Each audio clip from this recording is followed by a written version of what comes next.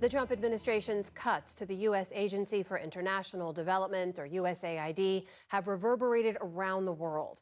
The agency, which operated in over 100 nations and employed thousands of people, has been virtually eliminated. In partnership with the Pulitzer Center, William Brangham has been working on a series about USAID, and he joins us now. William, good to see you. Hi. So this is a huge agency we're talking about, spent roughly $40 billion in taxpayer funds every year. It's a big arm of American foreign policy. Tell us about what you've been reporting on. The big picture here is that USAID's goal, and this has been the bipartisan goal since its inception, is that this is in some ways an expression of America's moral obligation. We're a superpower. We are on the global stage, and we ought to help people in need. But it's also served the secondary national security role, a very specific one, that this is soft power at its best. It's burnished America's image with people all over the world. It has helped keep an eye on infectious diseases and deal with climate crises. It has, supporters say, tamped down drug trafficking and violent extremism, basically stopping threats before they come to America. That's the big picture. But producer Molly Knight Raskin and I wanted to look very specifically at what USAID's work means for some very specific and vulnerable communities. So tonight's report is from Kenya. Tell us more about that, what the focus is. Tonight's focus is on HIV and AIDS, and Kenya has been doing a pretty good job thus far tamping down that virus, and USAID has played a very big part in that. When that support goes away, I mean, there have been a lot of projections, we've reported on them, about the number of deaths that might occur. And frankly, it's still too early to really know. I mean, all of our reporting shows that, yes, people are dying and will continue to do so. But we wanted to give a very sort of close-up, personal look at what HIV care and prevention really looks like. It's a lot more than just giving people medication. And we wanted to give people, basically viewers, a sense of what that taxpayer money is going to do, and more importantly, what happens when that support vanishes. Victor Thomas is alive today, thanks in large part to USAID. The 13-year-old has been HIV positive since he was born. He and his brother Kevin both got the virus from their mother. Without regular antiretroviral treatment, most kids won't make it past 5. Victor lives in this small tin-roofed home. There's no electricity or plumbing. It sits on the edge of Mombasa, a city on the coast of Kenya. He lives with his mom, Sarah, and his other siblings. Sarah has struggled with her own HIV status. Even though the virus is prevalent here, the stigma surrounding it feeds denial and often keeps people away from treatment. It was not easy for her to accept that 2 kids on medication, they have to take the medication. What was she going to tell the kids when they grow up? What was she going to tell the other kids? She's a single mother, and she didn't accept herself totally. Eunice Achingachola was an HIV health worker for a local NGO in Mombasa until the Trump administration ended USAID's work and she lost her job. Eunice had been caring for Sarah and her 2 boys for years. When they would struggle to take their life-saving HIV medications, she would visit them daily.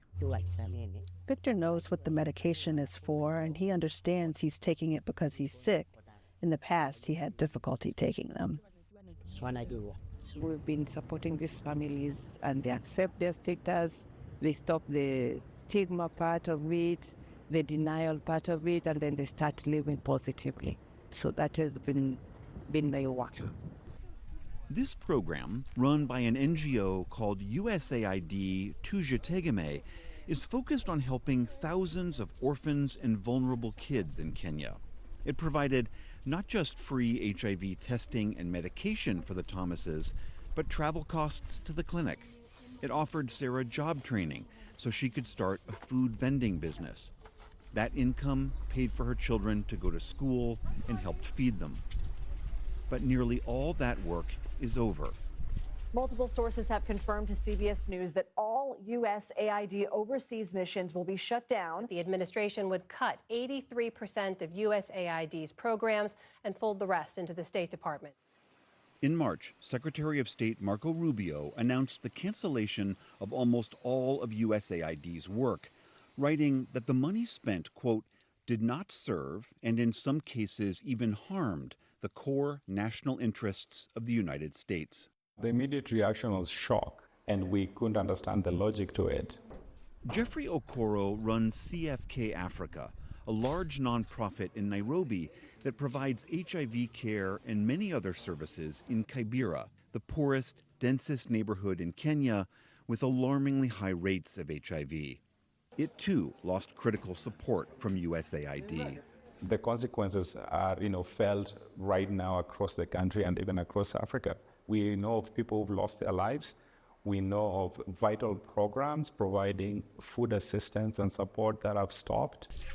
Back at the Thomases' home, during this period when Tuja Tegeme's work had been stopped, Victor's brother Kevin contracted tuberculosis.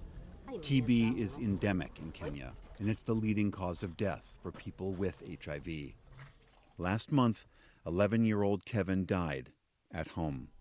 Losing his brother was a terrible blow for Victor, and he wanted to give up his own fight. Victor also said that there's no need of taking medication because if my brother could leave me, and that was the only person I was close to, so he felt that no need for medication. Do you think that cases will start to go up given these cuts? Absolutely. Absolutely. This USAID official would talk with us only if we concealed her identity. The Trump administration has warned staff not to communicate with the press, and she's worried about retaliation. When I came to work for USAID, it was the first time that I felt really, truly proud. What we were doing was the best of American generosity, the best of who the American people are. And now what I feel is deep, deep shame.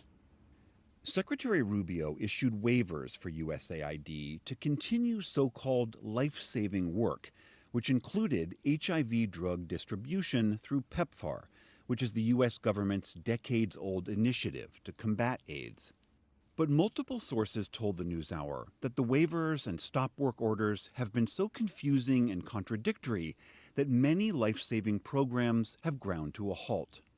Secretary of State Rubio has also said that reports that people have died because of these cuts are, quote, lies. We have had reports from partners of people who have died. We have had reports of new infections. I think what we're seeing right now is only the tip of the iceberg in terms of the impact. That is, people are off their treatment for 3 months, 6 months, a year. That's when we'll really see the deaths start to escalate. There are fears that USAID's withdrawal will drive new infections in another vulnerable population, adolescent girls and young women.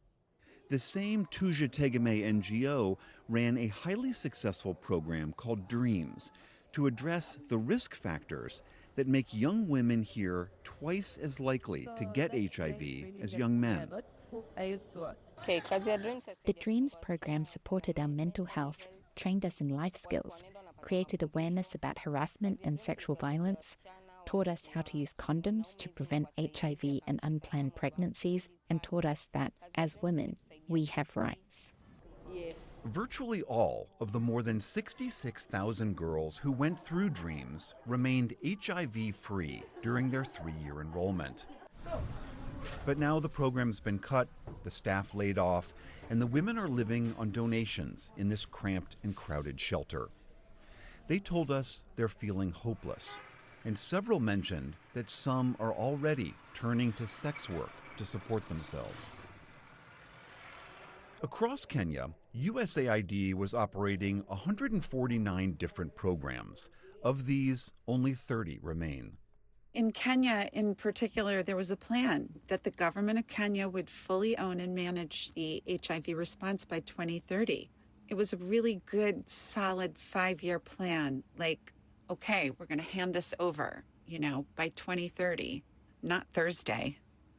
Kenya and other African countries have made great strides in containing HIV care and treatment. USAID infrastructure that was working behind the scene supporting the country, supporting our facilities was and has been very crucial. And all that, is just gone. At the Thomases' home, even though they've been let go, Eunice and her colleague are still trying to help the Thomas family. They said Victor seemed a bit sicker than when they'd last seen him.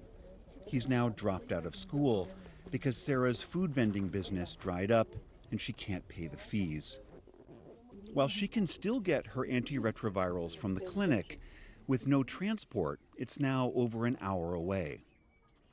My next refill is in July. However, because I can't afford a ride to the clinic, sometimes I delay picking up my medications.